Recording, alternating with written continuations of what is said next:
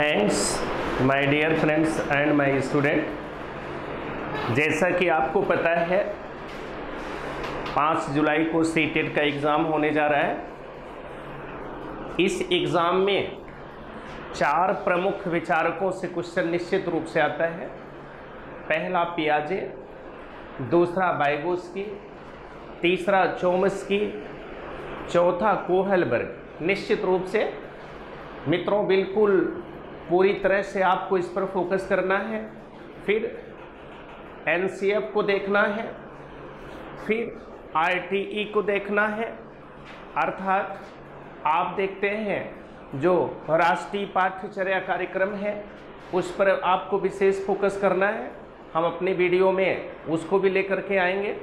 उसके बाद राष्ट्रीय शिक्षा अधिनियम, इसको भी हम आपके सामने लेकर के उपस्थित होंगे।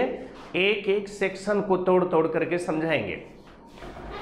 जैसा कि आप देख रहे होंगे मैंने टोटल 4 अवस्थाओं को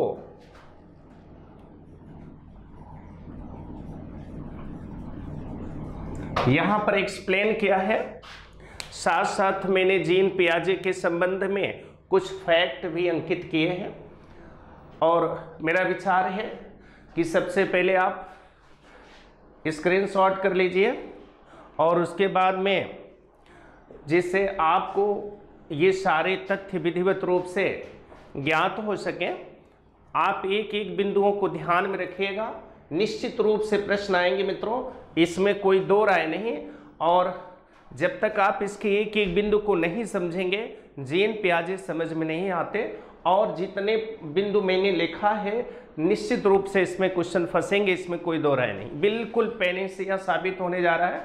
आप इसको विधिवत तरीके से तैयार करेंगे। अब उसके बाद में जैसा कि मैं यहाँ लिखा हूँ जीन पियाजे का संज्ञानात्मक विकास सिद्धांत। मित्रों आप जानते हैं जीन पियाजे कौन है? जीन पियाजे एक जीव विज्ञानी मनोवैज्ञानिक है, अर्थात ये जीव विज्ञानी है, उसके साथ साथ ये साइकोलॉजिस्ट है, स्विट्जरलैंड का है। और इसने अल्फ्रेड बिने के नेतृत्व में गंभीर शोध किया था। आपको पता होगा इन्होंने किस विषय पर शोध किया? इन्होंने बच्चों के बाह्य जगत से प्राप्त होने वाली जो सूचनाएं हैं, बच्चों को बाह्य जगत के बारे में किस प्रकार ज्ञान मिलता है, कौन से माध्यम हैं, कितनी अवस्थाएं हैं जिसमें बालक एक अच्छी जानकारी प्राप्त कर ले जाता है, बाहरी दुनिया के बारे में, बाह्य जगत से संबंधित चीज़ों को समझ लेता है, उसी पर इन्होंने शोध किया था। तो बाह्य जगत के बारे में बालकों द्वारा ज्ञान प्राप्त करने की विधियां, कैसे उन्होंने ज्ञान प्राप्त किया, किस स्तर तक ज्ञान प्राप्त किया, इन सब का जीन पियाजे ने गंभीर विश्लेषण किया है। पहला पॉइंट जीव विज्ञानी मनोवैज्ञानिक है, दूसरा पॉइंट स्विट्जरलैंड के हैं, तीसरा पॉइंट संज्ञानात्मक विकास के प्रतिपादक हैं, चौथा पॉइंट विकासात्मक मनोविज्ञान के जनक हैं। मित्रों मैंने बिल्कुल सिलसिलेवार अंकित किया है। प्रतिपादक संज्ञानात्मक विकास के, जनक विकासात्मक मनोविज्ञान के, स्थान स्विस या स्विट्जरलैंड, अल्फ्रेड बिने के निर्देशन में इन्होंने गंभीर शोध किया। और मित्रों जैसा कि आप जानते हैं विकास का प्रारंभ कब होता है? आप देखते हो विकास का प्रारंभ बिल्कुल गर्भावस्था से शुरू हो जाता है। लेकिन ये जो संज्ञानात्मक विकास है, अगर कभी पेपर में प्रश्न पूछता है कि विकास कहाँ से शुरू होता है, तो गर्भावस्था से शुरू हो जाता है, गर्भाधान से ही शुरू हो जाता है। लेकिन अगर आपसे प्रश्न पूछे संज्ञानात्मक विकास कब से शुरू होता है, तो मित्रों याद रखिएगा संज्ञानात्मक विकास सहस्वावस्था से प्रारंभ होकर के पूरे जीवन चलता रहता है। तो जब भी आपसे कभी प्रश्न करेगा आप सावधान रहेंगे। बिल्कुल जैसे वह आपसे विकास पर भी प्रश्न कर सकता है कि विकास कहाँ से प्रारंभ होता है, गर्भावस्था से, बिल्कुल आप ट्रिक लगाएंगे। अगर पूछता है संज्ञानात्मक विकास कहाँ से प्रारंभ होता है, तो आप पूरी तरह से सहस्वावस्था को भरेंगे। सहस्वावस्था से प्रारंभ होता है, जीवन पर्यंत चलता रहता है। और अगर वो प्रश्न आपसे पूछ लिया कि उन्होंने किस विषय पर प्रैक्टिकल किया, किस विषय पर शोध किया, सीधे मैंने अंकित किया है बच्चों द्वारा बाह्य जगत के संबंध में ज्ञान प्राप्त करना। अर्थात बच्चे बाह्य जगत के बारे में कैसे ज्ञान प्राप्त करते हैं, किन विधियों से ज्ञान प्राप्त करते हैं, ये सारी चीज़ों को एक्सप्लेन किया उन्होंने अपने शोध के अंतर्गत। इसी पर शोध करके उन्होंने अपने सिद्धांत को प्रस्तुत किया है। जैसा कि मित्रों आप देख रहे होंगे कि जब हम संज्ञानात्मक विकास की प्रक्रिया की तरफ चलते हैं तो पियाजे कहते हैं संज्ञानात्मक कार्यविधि के अंतर्गत 2 प्रक्रियाएं होती हैं। कौन कौन प्रक्रियाएं होती हैं? संज्ञानात्मक कार्यविधि के अंतर्गत 2 प्रक्रियाएं हैं। पहला संगठन, दूसरा अनुकूलन। संगठन का मतलब बौद्धिक संगठन से, बौद्धिक सूचनाओं के संगठन से, अर्थात जब ये सूचनाएं मस्तिष्क में संगठित होती हैं तो बौद्धिक संरचना का विकास होता है। तो उन्होंने कहा कि संज्ञानात्मक विकास के अंतर्गत 2 प्रक्रियाएं हैं, एक संगठन है, दूसरा अनुकूलन है। संगठन का तात्पर्य यहाँ बौद्धिक सूचनाओं के संगठन से है, अर्थात जब ज्ञानात्मक सूचनाएं मस्तिष्क में संगठित हो जाती हैं और इससे उनका जो बौद्धिक संरचना है उसका पूर्ण डेवलपमेंट हो जाता है तो उसे हम संगठन कहते हैं। तो आप कहेंगे संगठन बराबर बौद्धिक सूचनाओं के संगठन से, अर्थात जब ज्ञानात्मक ज्ञानपरक सूचनाएं मस्तिष्क में संगठित हो जाती हैं तो बौद्धिक संरचनाओं का डेवलपमेंट हो जाता है और उसी को हम मित्रों संगठन नाम देते हैं। फिर दूसरा आता है अनुकूलन। नाम से स्पष्ट है मित्रों, अनुकूलन का तात्पर्य है सामंजस्य स्थापित करना। यहाँ ध्यान दीजिएगा, अनुकूलन के अंतर्गत 2 प्रक्रियाएं आती हैं। अनुकूलन के 2 भाग हम डिवीजन करते हैं, 2 प्रक्रियाओं को स्पष्ट करते हैं। एक को आत्मसातीकरण कहते हैं, दूसरे को हम समाविष्टीकरण कहते हैं। मित्रों ध्यान से समझना है, आपसे पेपर में पूछ सकता है अनुकूलन के कितने विंग हो सकते हैं? आप कहेंगे 2, पहला आत्मसातीकरण, दूसरा समाविष्टीकरण। ध्यान दीजिएगा, आत्मसातीकरण में क्या होता है? देखिए जो नवीन अनुभव हैं, जो पूर्व अनुभव हैं, उन दोनों के बीच सामंजस्य स्थापित किया जाता है। पेपर में प्रश्न आएगा आत्मसातीकरण में होता है ये नवीन अनुभव और पूर्व अनुभवों के बीच में सामंजस्य स्थापित करना, बी नवीन अनुभव और पूर्व अनुभव के बीच में अंतर स्पष्ट करना, ठीक है, सी नवीन अनुभव पूर्व अनुभव की विलोमता को सिद्ध करना, डी उपरोक्त में से कोई नहीं। तो आप कहेंगे नवीन अनुभव और पूर्व अनुभव के बीच में सामंजस्य स्थापित करना, यही हमारे आत्मसातीकरण के अंतर्गत एक्सप्लेन होता है। मित्रों नवीन अनुभवों को पूर्ववर्ती विद्यमान संरचनाओं में व्यवस्थित किया जाता है।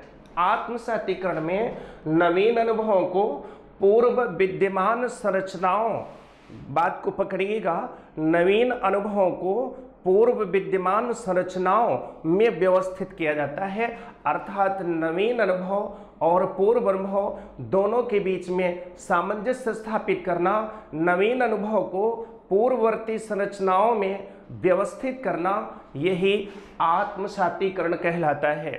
समाविष्टीकरण क्या होता है? इसमें मित्रों नवीन अनुभव में कुछ नए ज्ञान को जोड़ करके जब नवीन अनुभव और पूर्व के अनुभव दोनों के बीच में अंतर स्पष्ट किया जाता है, अर्थात यहाँ पर जो अधिगम करता है, आप कह सकते हैं जो बालक है वह पूरी तरह से अपने पहले के अनुभव और अपने नवीन अनुभव दोनों के बीच में स्पष्ट रूप से अंतर कर देता है। तो जब भी कभी पेपर में आए आत्मसातीकरण क्या है तो आप कहेंगे नवीन अनुभव और पूर्व अनुभव में सामंजस्य, अर्थात नवीन अनुभव को उसमें जो पूर्व संरचनाएं होती हैं उनके बीच में व्यवस्थित करना और फिर उसके बाद अर्थात नवीन अनुभव और पूर्व अनुभव में सामंजस्य स्थापित करना। फिर समाविष्टीकरण आपके सामने आता है। समाविष्टीकरण का मतलब नवीन अनुभव और पूर्व अनुभव में अंतर स्पष्ट करना, अर्थात जो हमारा नवीन अनुभव है उसमें कुछ नए ज्ञान को जोड़ करके हम दोनों के बीच में अंतर स्पष्ट करते हैं। तो मित्रों, बार बार मैं फोकस कर रहा हूं, आत्मसातीकरण में सामंजस्य स्थापित करते हैं, समाविष्टीकरण में दोनों के बीच में अंतर स्पष्ट करते हैं। इस तरह से आपसे अनुकूलन पर प्रश्न पूछ सकता है, आपसे संगठन पर प्रश्न पूछ सकता है। जब भी कभी संगठन पूछे, आप ध्यान रखिएगा, बौद्धिक सूचनाओं के संगठन से प्रश्न रहता है। इसमें जो ज्ञानात्मक सूचनाएं हैं मस्तिष्क में संगठित होती हैं, इससे बौद्धिक संरचना का विकास होता है। और दूसरा आता है हमारे सामने अनुकूलन।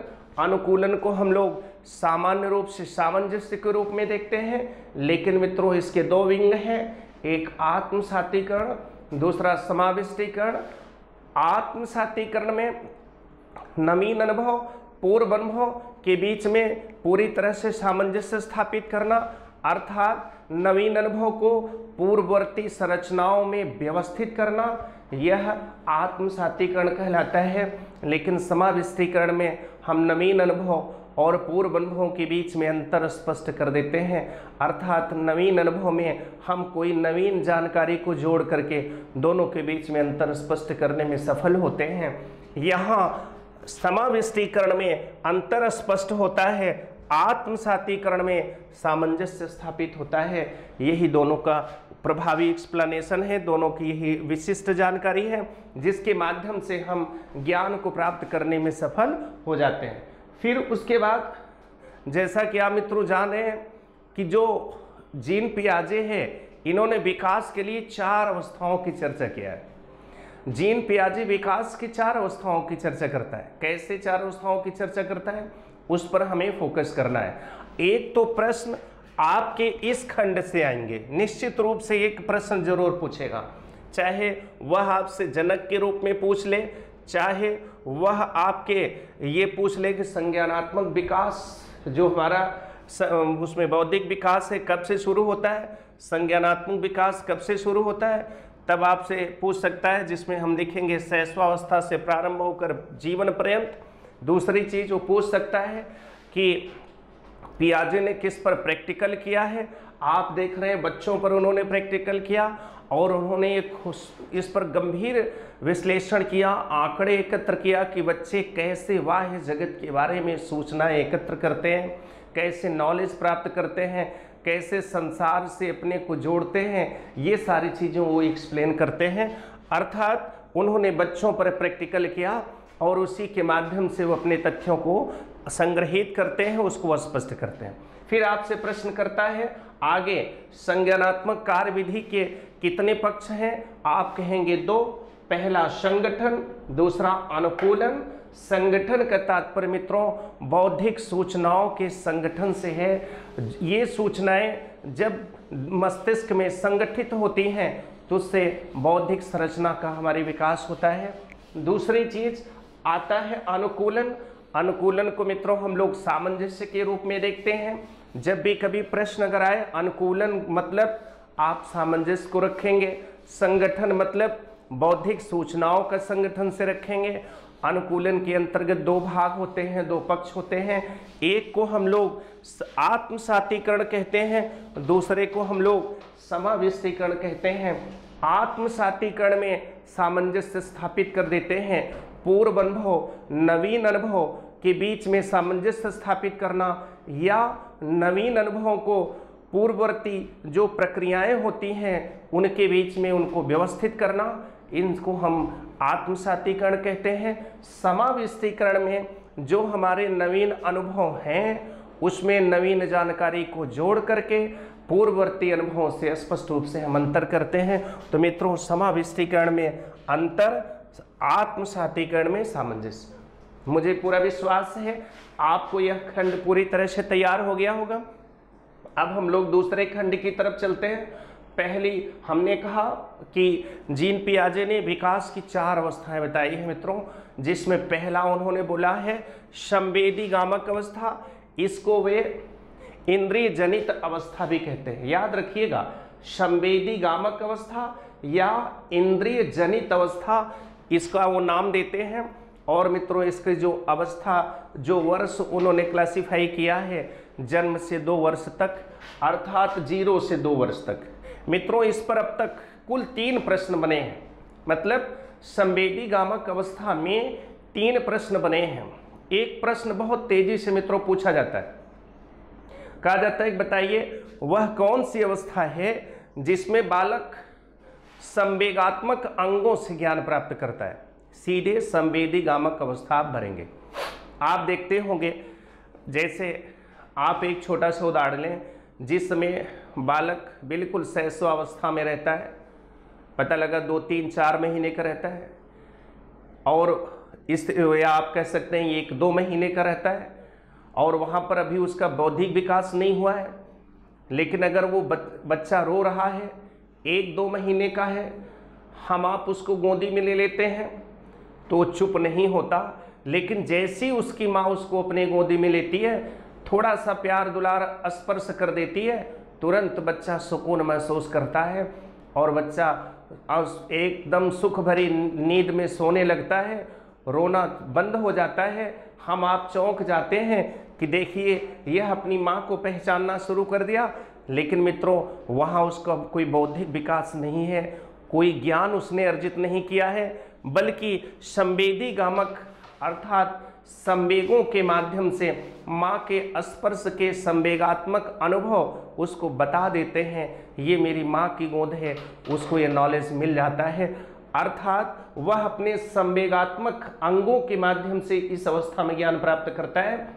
इसीलिए मित्रों 0 से 2 वर्ष में बच्चा देखने, सुनने, पकड़ने, चूसने की जो कोशिश करता है वह अपने संवेगात्मक अंगों के सहारे करता है, और इसमें उसकी बौद्धिक विकास की वह अवस्था नहीं होती। केवल संवेगात्मक अंग ही सक्रिय होकर के उसको ज्ञान दिलाते रहते हैं। आपके सामने स्वयं लिखा हुआ है कि इस अवस्था में, चूंकि 0 से 2 वर्ष की अवस्था है, इस अवस्था में जो बालक है वह स्वयं से प्रेम करता है, खुद करने की कोशिश करता है, दूसरे की सहारा लेने की कोशिश नहीं करता, अपने से प्रेम करता है, संसार के हर चीज़ों को अपना मानता है। और दूसरी चीज़, उसके ज्ञान प्राप्त करने का आधार कोई बौद्धिक विकास नहीं है, बल्कि संवेगात्मक अंगों का सफल प्रयोग करता है। उससे देखना, पकड़ना, चूसना, सुनना आदि उसको अनुभव मिलता है। यहाँ मित्रों वह प्रत्यक्षीकरण के आधार पर सांसारिक वस्तुओं का ज्ञान प्राप्त करना शुरू करता है। उसके पास अभी कोई चिंतन नहीं है, कोई विचार नहीं है, केवल संवेगात्मक अंगों का सहारा लेकर के वह अपने आसपास की वस्तुओं को समझने की कोशिश करता है।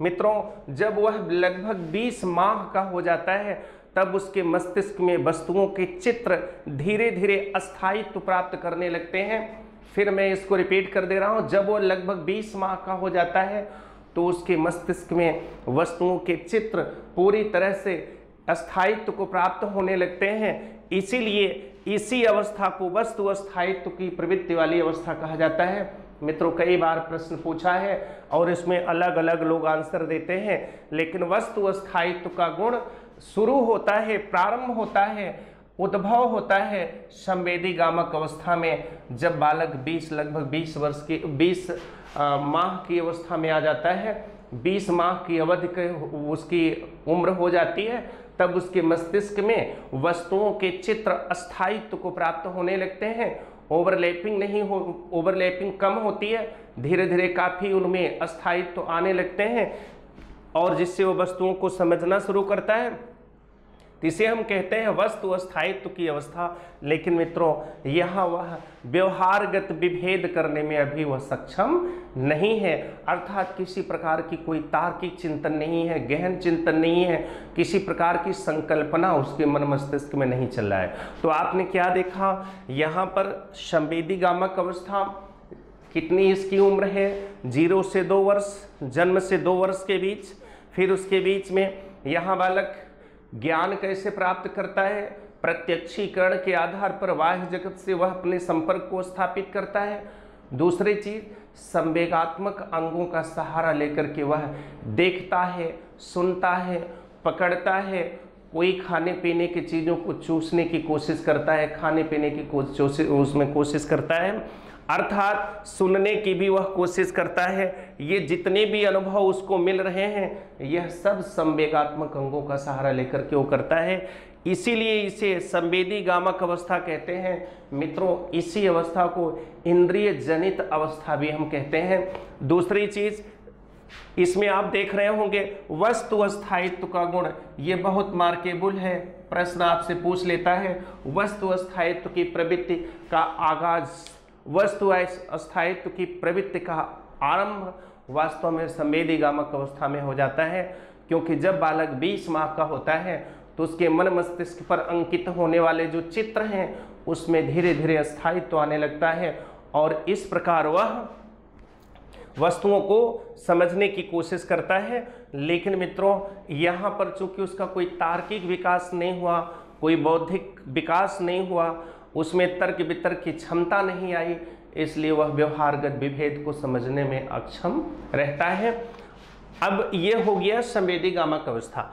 अब दूसरी अवस्था आती है जिसको हम कहते हैं पूर्व संक्रियात्मक अवस्था। मित्रों, इसमें ध्यान रखना है, आपको अवस्था भी पूछ सकता है, उम्र पूछ सकता है कि पूर्व संक्रियात्मक अवस्था किस उम्र से किस उम्र तक है। तो आप देख रहे हो 2 वर्ष से 7 वर्ष के बीच में पूर्व संक्रियात्मक अवस्थाएं होती हैं। और मित्रों, आपसे पेपर में बड़ी तेजी से प्रश्न करता है, कहता है बताइए जो जीन पियाजे ने 4 अवस्थाओं का जो डिवीजन किया है उन 4 अवस्थाओं में वह कौन सी अवस्था है जिसमें भाषा का अधिकतम विकास हुआ है। तो पूर्व संक्रियात्मक अवस्था में भाषा का अधिकतम विकास हुआ है। मित्रों, इस पर विशेष ध्यान देना है, कई बार ये प्रश्न पूछा जा चुका है, आपसे ये प्रश्न पूछ सकता है। तो भाषा का अधिकतम विकास पूर्व संक्रियात्मक अवस्था में होता है। फिर उसके बाद आप देख रहे हो हमारे सामने 2 चीजें हैं। ये जो पूर्व संक्रियात्मक अवस्था है इसके 2 भाग हो जाते हैं, एक पूर्व प्रत्यात्मक काल, दूसरा अंतः प्रज्ञा काल। मित्रों, इसको गहराई से देखना, कह रहा है पूर्व प्रत्यात्मक काल, डिवीजन भी है 2 से 4 वर्ष, 4 से 7 वर्ष। यहाँ आपको दिख रहा होगा 2 से 4 वर्ष, 4 से 7 वर्ष। आप एक चीज ध्यान रखिएगा मित्रों, आपको रटना नहीं है, यहाँ समझने की जरूरत है। जैसे कि आप देख रहे हो लिखा है पूर्व प्रत्यात्मक, प्रत्यय मीन्स होता है मित्रों विचार, आइडिया। प्रत्यय मीन्स विचार, प्रत्यय मीन्स आइडिया, पूर्व माने पहले। अर्थात यह जो अवस्था है इसमें बालक में अभी विचार की प्रक्रिया प्रारंभ नहीं हुई, अर्थात बालक वयस्कों की भांति चिंतन नहीं कर पा रहा है, उसमें संकल्पनाओं का विकास नहीं है।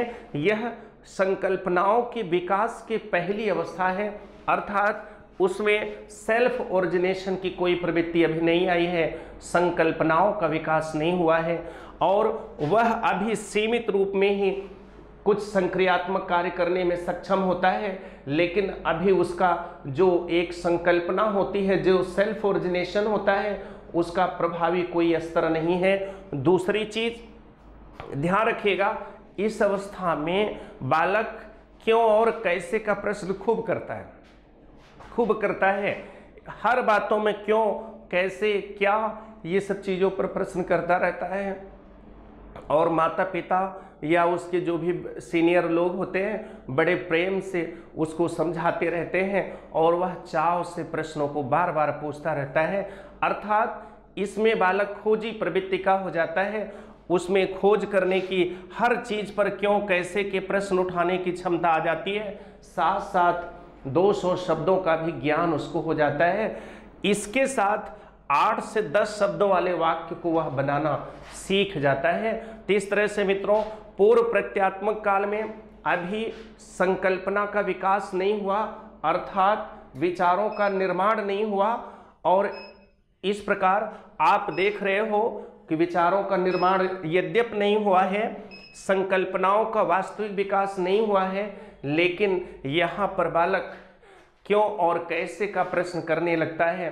गंभीर रूप से वो हर चीज़ों पर संदेह व्यक्त करता है, हर चीज़ों पर उसकी क्वेरी बढ़ती चली जाती है और वह अपने माता पिता, अपने अभिभावक इनसे प्रश्न पूछ करके वह अपने ज्ञान कोश में वृद्धि करता है। तो आपसे पूछ सकता है कि वह कौन सी अवस्था है जिसे हम खोज की अवस्था कहते हैं, तो आप सीधे टिक लगाएंगे, पूर्व संक्रियात्मक अवस्था को हम खोज की अवस्था कहते हैं। आपसे पूछ सकता है वह कौन सी अवस्था है जिसमें बालक वयस्क की भांति प्रत्यय का निर्माण नहीं कर पाता, जिसमें बालक वयस्क की भांति विचारों का निर्माण नहीं कर पाता। आप सीधे पूर्व प्रत्यात्मक काल भरेंगे। आपसे पूछ सकता है वह कौन सी अवस्था है जिसमें बालक को 200 शब्दों का ज्ञान प्राप्त हो जाता है, 8 से 10 शब्दों वाले वाक्यों का निर्माण करना वह सीख जाता है। ये दोनों प्रश्न आपसे पूछ सकता है। मित्रों, तुरंत आप भरेंगे पूर्व प्रत्यात्मक काल अर्थात पूर्व प्रत्यात्मक अवस्था। एक चीज और है इसमें मित्रों, एक प्रश्न और मैंने देखा पूछा है, वह कौन सी अवस्था है जिसमें बालक कार्य कारण संबंध को जानने की कोशिश करता है।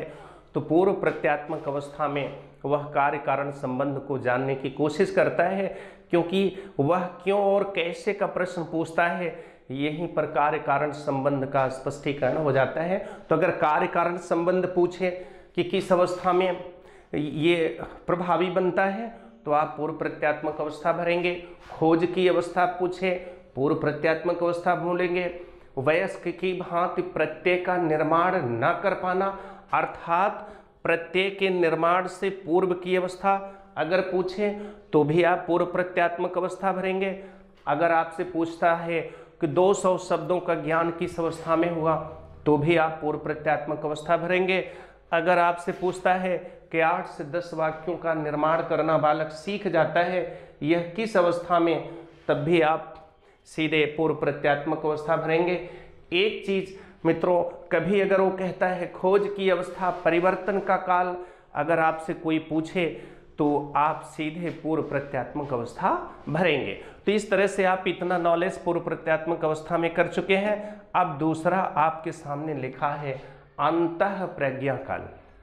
मित्रों ध्यान रखिएगा, अंतः प्रज्ञा काल का तात्पर्य होता है बिना सोचे समझे, बिना तर्क वितर्क किए अपनी मानसिक क्षमता, मानसिक मजबूती से विषय वस्तु को स्वीकार कर लेना। इसमें बालक की मानसिक मजबूती की अवस्था आ जाती है। इसमें वह तर्क वितर्क नहीं करता, बिना तर्क वितर्क किए वह विषय वस्तु को ग्रहण कर लेता है अपनी मानसिक मजबूती के आधार पर, उसे हम अंतः प्रज्ञा काल कहते हैं। तो बिना तर्क वितर्क के विषय वस्तु को ग्रहण करने वाली अवस्था अंतः प्रज्ञा काल की अवस्था है। मित्रों इस पर विशेष गौर करना है। अंतः प्रज्ञा काल में आप देखेंगे जो प्रत्यय बनते हैं बालक के मन में, जो विचार निर्मित होने लगते हैं बालक के मन में, वो वयस्क की भांति तो नहीं बन पाते, फिर भी काफी हद तक वयस्कों जैसे विचार बनने लगते हैं, लेकिन उनमें स्पष्टीकरण नहीं होता, अर्थात अपने विचारों का निर्माण तो करना प्रारंभ कर देते हैं, लेकिन वयस्क के जैसा उनमें मजबूती नहीं आ पाती है, वयस्क की जैसे उसको वह मूर्त रूप नहीं दे पाते हैं। मतलब विचार तो बनना शुरू हो गए, लेकिन वो अपने विचारों को मूर्त रूप नहीं दे पाते हैं।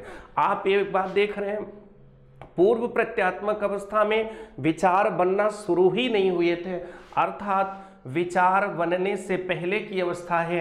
अंतः प्रज्ञा काल विचार बनने की अवस्था है, लेकिन मित्रों उसमें वयस्कों की भांति अभी मजबूती नहीं है, अर्थात जो बालक है विचार तो बनना शुरू हो गए, लेकिन उन विचारों को वह मूर्त स्वरूप नहीं दे पा रहा है।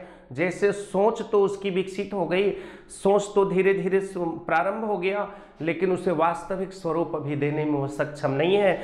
तो पूर्व प्रत्यात्मक में विचार बनने ही शुरू नहीं हुए थे, अंतः प्रज्ञा काल में विचार बनने तो शुरू हो गए, लेकिन उसे वह मूर्त स्वरूप देने में सक्षम नहीं है। दूसरी चीज, अंतः प्रज्ञा काल में बिना तर्क वितर्क किए वह तथ्यों को स्वीकार कर लेता है, विषय वस्तु को ग्रहण कर लेता है, और उसमें उसकी मानसिक मजबूती अधिक प्रभावी मानी जाती है। उसके बाद एक चीज और है मित्रों, मैंने यहाँ लिखा है शार्ट में, स्थान के अभाव में पूरी बात तो नहीं लिख पाए।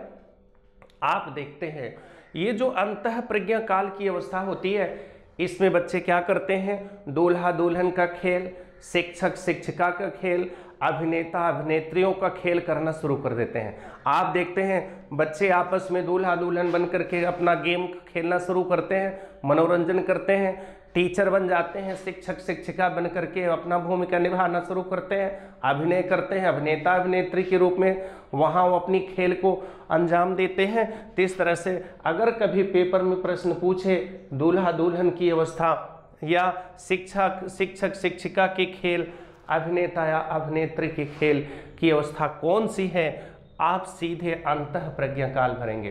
तो मित्रों, अंतः प्रज्ञा काल में क्या क्या चीज़ ध्यान रखनी है, फिर से उसको देखिए ताकि कोई कंफ्यूजन ना हो। पहला, बिना तर्क वितर्क किए विषय वस्तु को ग्रहण कर लेना, तथ्यों को स्वीकार कर लेना। दूसरा, इसमें वयस्क की भांति चिंतन तो प्रारंभ हो जाता है, अर्थात इसमें विचारों का निर्माण तो प्रारंभ हो जाता है, लेकिन बालक विचारों को मूर्त रूप नहीं दे पाता है। तीसरी चीज, इसमें बालक काफी हद तक अपने उसमें आप कह सकते हैं गेम खेलने की अवस्था में बढ़ जाता है, जैसे दूल्हा दुल्हन, शिक्षक शिक्षिका, अभिनेता अभिनेत्रियां बन करके वह अपने काम को करना शुरू कर देते हैं, अर्थात इस तरह के खेल भी वो शुरू कर देते हैं। साथ साथ मित्रों ध्यान रखिएगा, इस अवस्था में संरक्षण का ज्ञान उनको नहीं होता। जैसे आप देखते हैं उन्होंने एक शब्द बोला है पलटावी और एक शब्द बोला है अपलटावी। तो मित्रों, इस अवस्था में अंतः प्रज्ञा काल में बालक अपलटावी गुण से युक्त होता है। तो कभी कभी मन में आता है ये अपलटावी गुण का मतलब क्या है, अर्थात बालक संरक्षण के सिद्धांत को समझ नहीं पाता है। जैसा वह केवल आकार प्रकार को देख करके उसी पर वो निर्णय ले लेता है, वो वास्तविकता को समझ नहीं पाता, क्योंकि अभी भेद करने की वह पावर उसके पास नहीं है, तार्किक चिंतन करने की अवस्था उसके पास नहीं है, इसलिए उसमें अपलटावी के गुण होते हैं। तो मित्रों, जैसा कि आप जाने हैं अपलटावी के गुण का मतलब क्या हुआ, जैसे अगर हम 2 पैकेट ले लेते हैं, सपोज करिए 2 पैकेट हमने लिए और एक पैकेट में छोटी छोटी मिठाइयाँ हैं, मिठाइयों के छोटे छोटे पीस हैं, एक पैकेट में बड़े बड़े पीस हैं। इसका भी वजन 1 kg है, इसका भी वजन 1 kg है। मित्रों ध्यान से समझना कि अपलटावी गुण अंतः प्रज्ञा काल में बालक का गुण अपलटावी है, अर्थात अपलटावी गुण से बालक युक्त होता है। इसका मतलब है उसको अभी भेद करने, अर्थात आप कह सकते हो कि उसमें अभी वह समझ नहीं है, संरक्षण के सिद्धांत को समझ नहीं पाता है। उसको नहीं पता है कि जहाँ द्रव्यमान बराबर हो, आकार अगर बदल जाए तो द्रव्यमान के स्वरूप में कोई अंतर नहीं होता है। इस तथ्य का भी उसे कोई ज्ञान नहीं है, क्योंकि वह उसमें तार्किक चिंतन की भी कोई प्रवृत्ति नहीं है, कोई मजबूती नहीं है। इसीलिए मैंने उदाहरण दिया कि अगर 2 मिठाई के डिब्बे हों, दोनों में 1-1 किलो मिठाई हो, एक डिब्बे में मिठाई के छोटे छोटे पीस हों, एक डिब्बे में मिठाई के बड़े बड़े पीस हों, और हम उसे बच्चों के सामने रख दें। तो मित्रों, इस अंतः प्रज्ञा काल में जहां अपलटावी के गुण से युक्त है बालक, वो तुरंत छोटी छोटी मिठाइयों की, जो मिठाई का डिब्बा है 1 किलो वाले, यद्यप दोनों के द्रव्यमान बराबर हैं, लेकिन जिसमें छोटे छोटे पीस होंगे उसमें मिठाई की संख्या अधिक दिखेगी, और बालक तुरंत बिना देर किए उस अधिक संख्या वाली मिठाई का डिब्बा लेकर के भाग जाता है खुशी खुशी, और दूसरा बालक दूसरे डिब्बे को लेने के लिए तैयार नहीं होता, क्योंकि उसको लगता है कि पहला वाला बालक बाजी मार लिया, उसको अधिक मिठाई मिल गई, हमको बेवकूफ़ बना रहे हैं और मुझे मिठाई कम मिल रही है। क्यों? क्योंकि उसमें छोटे छोटे पीस थे और उसको ज़्यादा दिखी, और इसमें तो बड़े बड़े पीस हैं, मिठाई की संख्या कम है, आकार बड़ा है, लेकिन मित्रों द्रव्यमान दोनों का बराबर है। आप लाख समझाइए कि बेटा आप भी इस डिब्बे को ले जाओ, कोई अंतर नहीं है, दोनों को द्रव्यमान बराबर है, दोनों 1 kg के पैकेट है, लाख कोशिश के बाद भी बालक मानने के लिए तैयार नहीं होता, और आप मजबूर हो करके उस बड़े पीस वाले मिठाई के डिब्बे को वापस करके फिर छोटे पीस वाले मिठाई के डिब्बे लाते हैं, तभी वह बच्चा उस मिठाई डिब्बे को लेता है।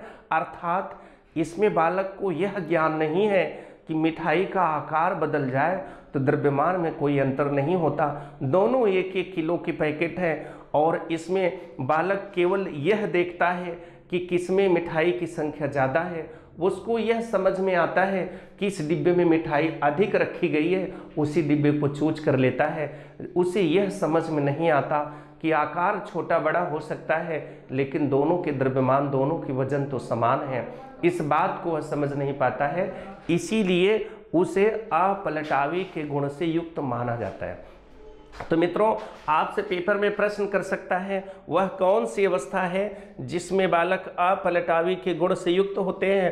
अंतः प्रज्ञा काल में बालक अपलटावी के गुण से युक्त होता है, अर्थात वह समझ नहीं पाता कि आकार बदल जाने से द्रव्यमान में कोई अंतर नहीं होता।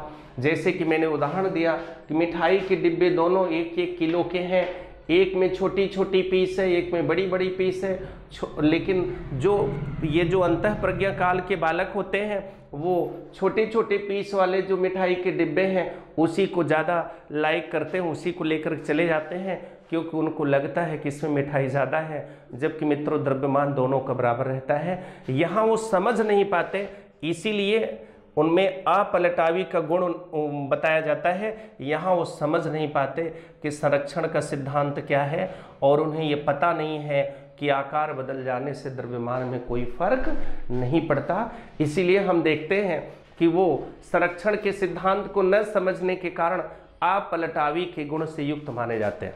अब मित्रों, आपके सामने और अगला जो बिंदु आपके सामने पूछा जा सकता है कि बताइए, अक्षर लिखना, गिनती गिनना, विषय वस्तुओं का क्रम निर्धारित करना, खिलौनों से दूसरों के संपर्क से ज्ञान प्राप्त करना, ये सब चीज़ें अगर आपसे पूछी जाती हैं तो सब पूर्व संक्रियात्मक अवस्था से संबंधित होती हैं। अब हम आते हैं मूर्त संक्रियात्मक अवस्था। मित्रों, आप ध्यान रखिएगा कि जो मूर्त संक्रियात्मक अवस्था है, यहाँ बालक तार्किक चिंतन करना शुरू कर देता है, यद्यपि उसका चिंतन एक सीमित फलक के अंतर्गत रहता है, अर्थात वह चिंतन की आसमा में पंख फड़फड़ा करके उड़ नहीं पाता, बल्कि एक निश्चित सीमित क्राइटेरिया में ही वह तार्किक चिंतन करता है। अगर कभी पेपर में पूछा जाए कि वह कौन सी अवस्था है जिसमें बालक तार्किक चिंतन करना शुरू कर देता है, तुरंत आप ट्रिक भरेंगे। मूर्त संक्रियात्मक काल में बालक तार्किक चिंतन करना शुरू कर देता है, लेकिन यद्यपि इसमें तार्किक चिंतन करने की सीमित अवस्था होती है, व्यापक और बृहद तार्किक चिंतन या पूर्ण तार्किक चिंतन की अवस्था यह नहीं है।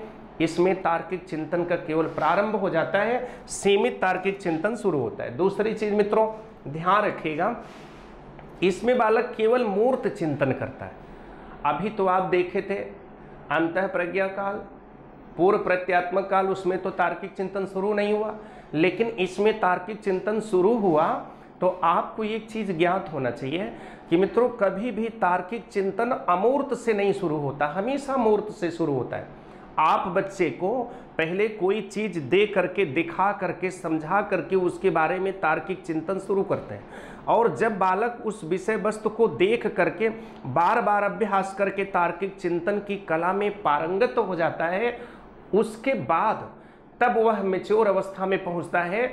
और अगर हम उस समय विषय वस्तु को अनुपस्थित कर दें, तब भी वह आंख मूंद करके विषय वस्तु के बारे में अमूर्त चिंतन करने में सक्षम हो जाता है। लेकिन यह अमूर्त चिंतन की अवस्था चौथी अवस्था है, परिपक्व होने की अवस्था है, जिसको सर्वश्रेष्ठ अवस्था माना है पियाजे ने।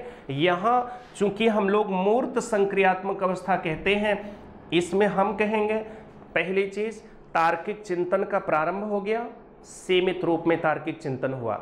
दूसरी चीज मूर्त चिंतन की प्रक्रिया चली, अर्थात जैसे आप मेरे हाथ में कलम देख रहे हैं, ये कलम मूर्त वस्तु है, कॉन्क्रीट थिंग्स है। मूर्त वस्तु का मतलब होता है जिसे हम देख सकते हैं, सुन सकते हैं, पकड़ सकते हैं, प्रयोग कर सकते हैं। तो आप देख रहे हो इस मूर्त संक्रियात्मक अवस्था में बालक कलम को देख करके उस पर चिंतन करना शुरू कर देता है। जितना समझ पाता है एक सीमित दायरे में, वह कलम को देख करके अर्थात उसको अपने प्रयोग में ला करके उस पर चिंतन करता है।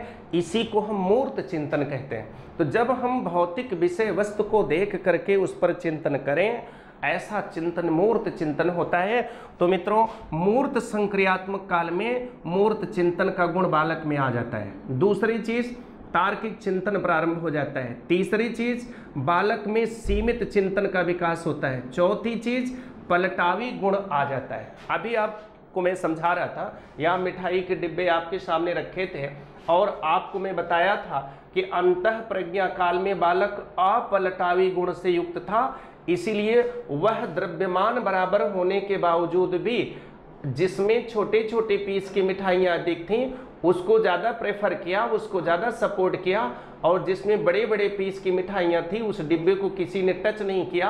आपको यह महसूस हुआ कि वो बच्चे ये समझ गए कि जिसमें छोटी छोटी मिठाइयाँ बहुत ज़्यादा संख्या में हैं वो अधिक मिठाई है, जिसमें बड़े बड़े पीस की हैं वो कम मिठाई है।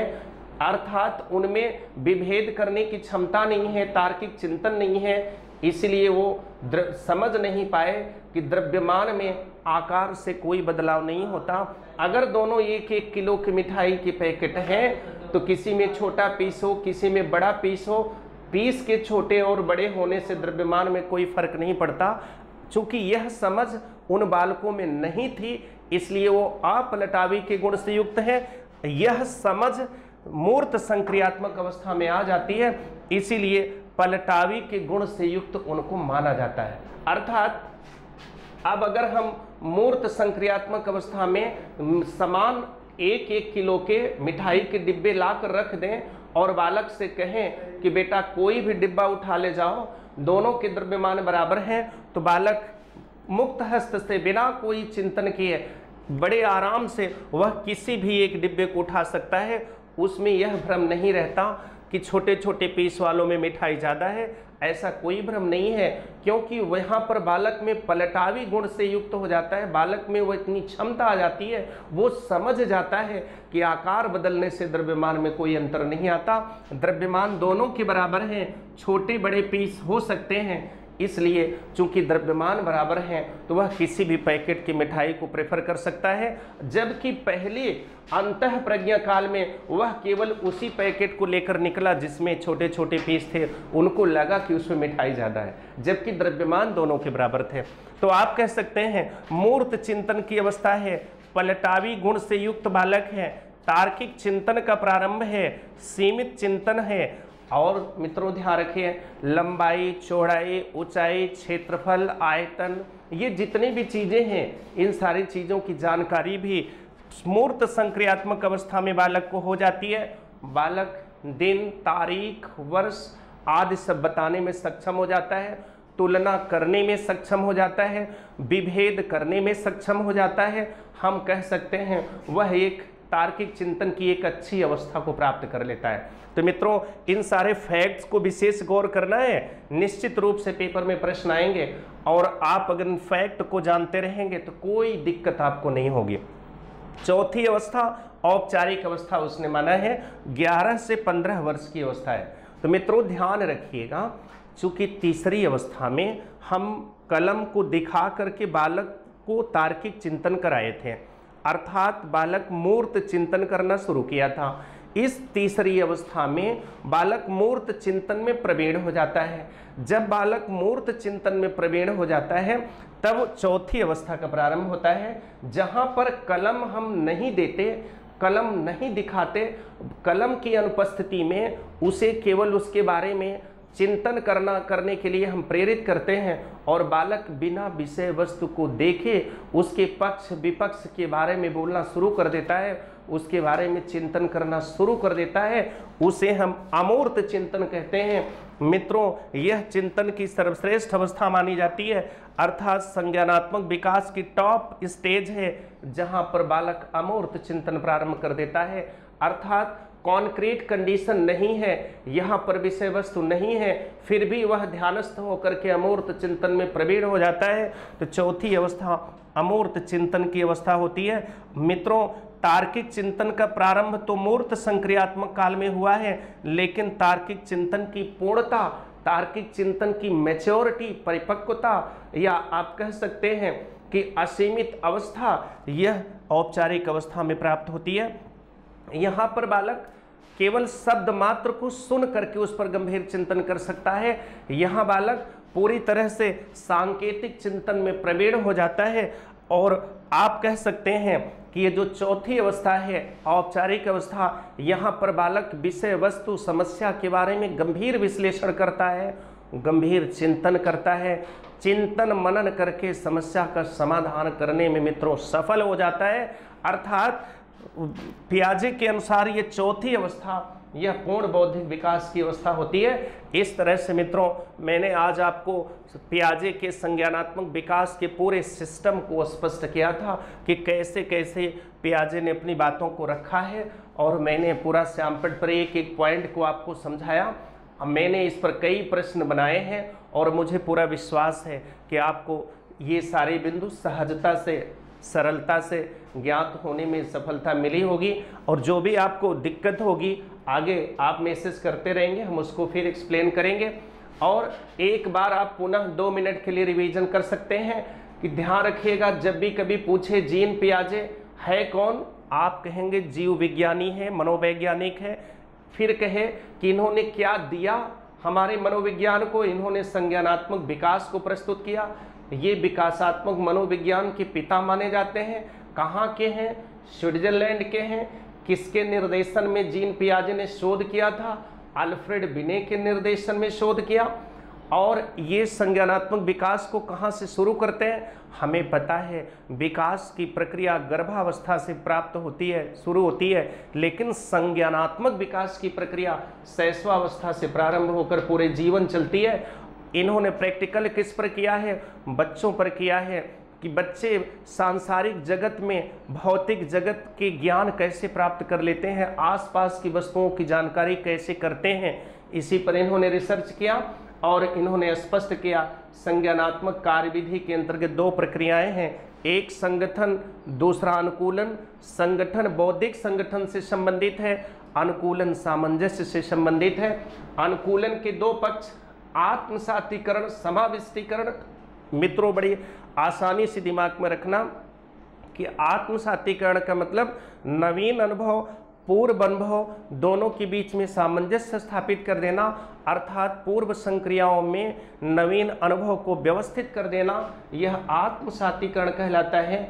समाविष्टीकरण का मतलब नवीन अनुभव में कुछ नवीन ज्ञान को जोड़ करके पूर्व अनुभव से अंतर स्पष्ट कर देना, यह समाविष्टीकरण कहलाता है। उसके बाद मित्रों संज्ञानात्मक विकास की 4 अवस्थाएं आपके सामने हैं। पहला संवेदीगामक, दूसरा पूर्व संक्रियात्मक, तीसरा मूर्त संक्रियात्मक, चौथा औपचारिक अवस्था। और इनके एक एक फीचर्स को आपको ध्यान में रखना है। इसमें ज्ञान का आधार संवेदी अंग है, संवेगात्मक अंग है। बालक स्वयं से प्रेम करता है, हर चीज को खुद करने की कोशिश करता है, देखना, पकड़ना, चूसना, सुनना आदि प्रक्रियाएं वह अपने माध्यम से करना चाहता है। और जब बालक लगभग 20 माह का हो जाता है तब उसमें मन मस्तिष्क पर बनने वाले चित्र में अस्थायित्व आने लगता है। इसलिए वस्तु अस्थायित्व का गुण भी ये प्रारंभ होता है संवेदीगामक अवस्था से। और लेकिन मित्रों यहाँ बालक व्यवहार में विभेद नहीं कर पाता है। अब दूसरी अवस्था आई पूर्व संक्रियात्मक अवस्था। इसमें सबसे मार्केबल प्रश्न बनता है कि बताइए वो कौन सी अवस्था है जिसमें भाषा का अधिकतम विकास हुआ? तो भाषा का अधिकतम विकास पूर्व संक्रियात्मक अवस्था है। अक्षर लिखना, गिनती गिनना, वस्तुओं का क्रम निर्धारित करना पूर्व संक्रियात्मक अवस्था है। खिलौनों से दूसरों के संपर्क से ज्ञान प्राप्त करना पूर्व संक्रियात्मक अवस्था है। मित्रों इसमें 2 काल बांटे गए हैं, एक पूर्व प्रत्यात्मक, एक अंतः प्रज्ञा काल। यहाँ शब्द लिखा है पूर्व प्रत्यय, पूर्व माने पहले, प्रत्यय माने विचार, अर्थात विचार करने की क्षमता से पहले की अवस्था। यहाँ पर बालकों में वयस्कों की भांति चिंतन की जो प्रवृत्ति है वो नहीं आ पाती। दूसरी चीज यहाँ पर बालक क्यों, कैसे, क्या का प्रश्न करता रहता है, हर जगह संदेह व्यक्त करता है, अर्थात उसमें खोज की प्रवृत्ति है, परिवर्तन की प्रवृत्ति है। आपसे पेपर में प्रश्न कर सकता है खोज की अवस्था, परिवर्तन की अवस्था कौन सी अवस्था है? पूर्व प्रत्यात्मक अवस्था।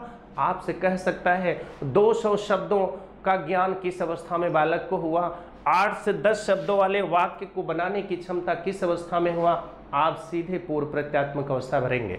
दूसरा आया अंतः प्रज्ञा काल। मित्रों मैंने समझाया बिना तर्क वितर्क किए विषय वस्तु को स्वीकार करना, यह अंतः प्रज्ञा काल की अवस्था होती है। 4 से 7 वर्ष की अवस्था है। इसमें बालक की मानसिक मजबूती अधिक हो जाती है और इसमें बालक दूल्हा दुल्हन, शिक्षक शिक्षिका, अभिनेता अभिनेत्री बन करके खेलना शुरू कर देते हैं। और इसमें एक चीज है मित्रों, यहाँ पर बालक को संरक्षण के सिद्धांत का कोई ज्ञान नहीं रहता, अर्थात वो प्रभावी रूप में क्रम का निर्धारण नहीं कर पाते और आप कह सकते हैं उसमें कुछ न कुछ दिक्कतें रहती हैं। यद्यपि उनमें शुरुआत तो हो जाता है, वस्तुओं का क्रम निर्धारित तो करते हैं, लेकिन कुछ न कुछ अब भी उसमें कमियां बनी रहती हैं क्योंकि तार्किक चिंतन की अभी अवस्था नहीं आती है। तो इसमें होता क्या है कि उन्हें ये नहीं पता रहता कि द्रव्यमान आकार बदलने से परिवर्तित नहीं होता। यहाँ मिठाई के 2 डिब्बे आपके सामने हैं, दोनों के द्रव्यमान बराबर हैं, एक में छोटे पीस की बहुत सारी मिठाई, एक में बड़े पीस की मिठाई। अपलटावी गुण से युक्त होने के कारण अंतः प्रज्ञा काल का बालक छोटे मिठाई वाले डिब्बे को लेकर के चला जाता है, उसमें वह अधिक समझता है, अर्थात उसमें संरक्षण के सिद्धांत का कोई ज्ञान नहीं होता, इसलिए वह अपलटावी के गुण से युक्त होता है।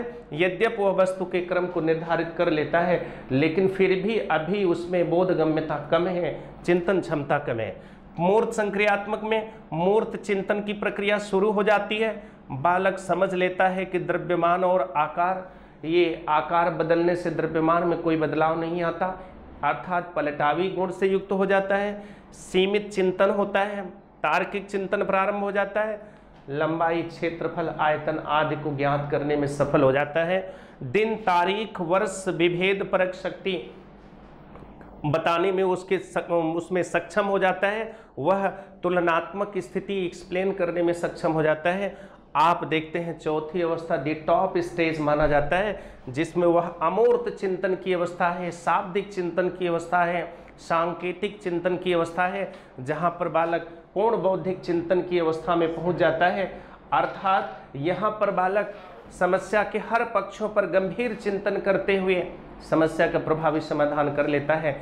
इस तरह से मित्रों आपने जीन पियाजे के पूरे 4 अवस्थाओं का विश्लेषण किया। अब हम लोग नेक्स्ट वीडियो में आगे वाइगोस्की पर गंभीर रूप से विश्लेषण करेंगे और उसमें कुछ चीज़ें पियाजे से जोड़ते हुए हम आगे बढ़ेंगे, दोनों के बीच में डिफरेंस दिखाएंगे। तब तक के लिए धन्यवाद। Thanks, best of luck.